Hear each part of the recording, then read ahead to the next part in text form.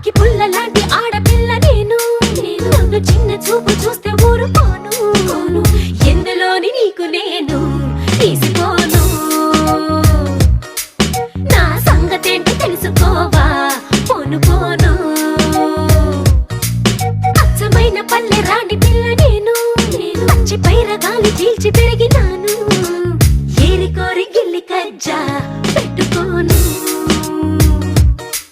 నిన్ను చూస్తే ఇళ్ళకు